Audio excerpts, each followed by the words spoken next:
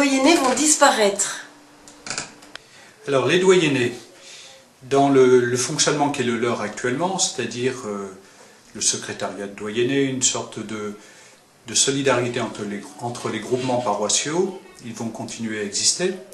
Alors sans doute que la dynamique missionnaire nouvelle dans laquelle nous nous mettons, qui vont faire que, particulièrement dans certains doyennés, je pense au doyenné de Cléry-Sologne, ou le doyenné de Val-Forêt, où il va se trouver plusieurs prêtres qui ne seront pas forcément dans la même équipe missionnaire.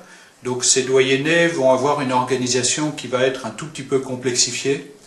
Mais globalement, que ce soit en gestion comptable, en solidarité entre des gens qui développent de la catéchèse ou qui animent les jeunes dans le cadre de l'aumônerie, dans un premier temps, il ne va pas y avoir de modification de la vie des doyennés. À terme, la question se posera, parce qu'évidemment, des prêtres qui sont en équipe missionnaire quelque part auront aussi des projets missionnaires communs qui auront une incidence sur le territoire sur lequel ils sont positionnés.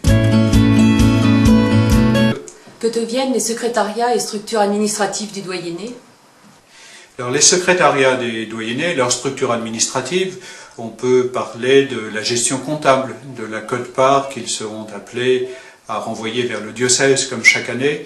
Dans une première année, au moins, tout cela reste à l'identique. Donc les gens n'ont pas à s'inquiéter. Mais là aussi, ces structures de doyennés, à terme, en lien avec les nouveaux pôles missionnaires, sans doute qu'elles seront orientées sur une autre organisation, mais que l'on réfléchira ensemble, avec non seulement les pasteurs, les ministres ordonnés, les prêtres, les diacres, mais aussi tous les chrétiens engagés dans la vie des doyennés.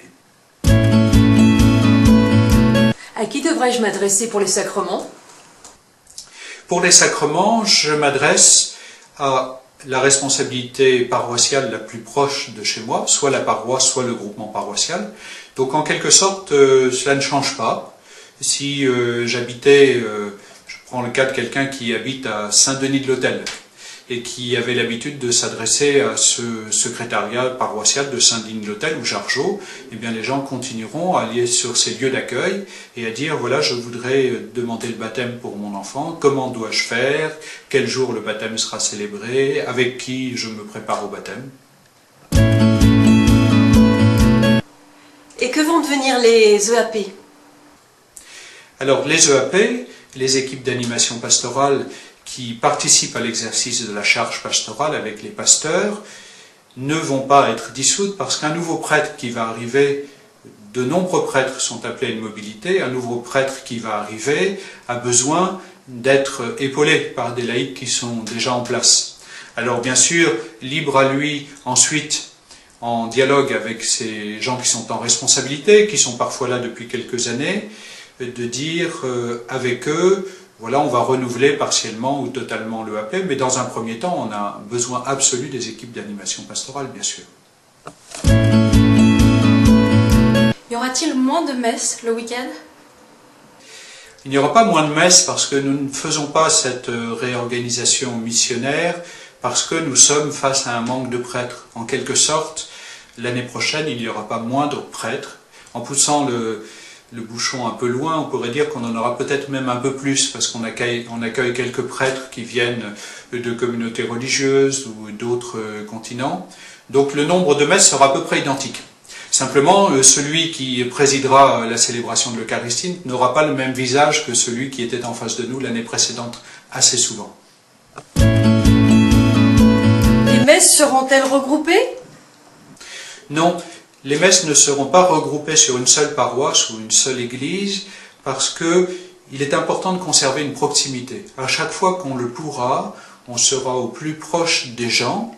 Alors s'il y aura des lieux repères dans lesquels la messe sera célébrée tous les dimanches pour que les gens aient des repères un petit peu fixes, il y aura aussi des célébrations eucharistiques et les prêtres célébreront souvent plusieurs célébrations eucharistiques le dimanche au plus près des gens à chaque fois que c'est possible. Quels seront le rôle et la place des laïcs dans les pôles missionnaires? Alors, avec la mise en place de ces nouveaux pôles missionnaires, au nombre de 7, nous sommes au début d'une démarche missionnaire, et dans laquelle les prêtres, en quelque sorte, montrent l'exemple en se mettant les premiers en mouvement, en acceptant à l'appel du Christ de répondre à cette invitation à partir, à quitter leur terre pour aller annoncer l'évangile ailleurs.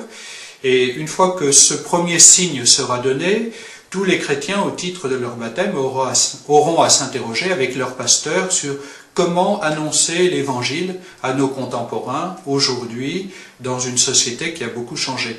Donc les laïcs vont être vraiment sollicités pour, avec les ressources de l'Esprit Saint qui est en eux, initier des nouveaux chemins d'évangélisation.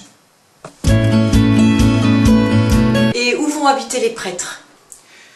À chaque fois que c'est possible, et cela est un peu nouveau, les prêtres qui le souhaitent habiteront dans la même maison, donc vivront en communauté. Ce qui veut dire que parfois, là où il y avait un prêtre résident, le prêtre ne résidera plus là, mais il résidera à quelques kilomètres avec d'autres prêtres. Certains, pour toutes sortes de raisons, continueront à habiter parfois un presbytère seul, dans un territoire donné, mais seront toujours en fraternité avec d'autres prêtres qu'ils rencontreront pour la prière, pour le partage de la mission, au moins une fois tous les 15 jours, voire une fois par semaine. Qu'est-ce que ça va changer pour les laïcs engagés dans l'Église? Ce qui va changer, avant que ce soit des choses concrètes, c'est d'abord un peu un état d'esprit nouveau.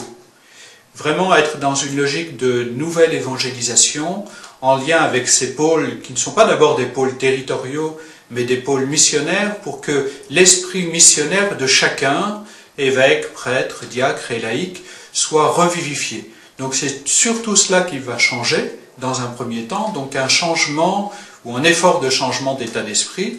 Et évidemment, si on se met dans une dynamique missionnaire, il y a des initiatives nouvelles qui vont surgir, et cela changera l'organisation parfois du territoire ou les priorités de la mission, mais c'est d'abord un état d'esprit.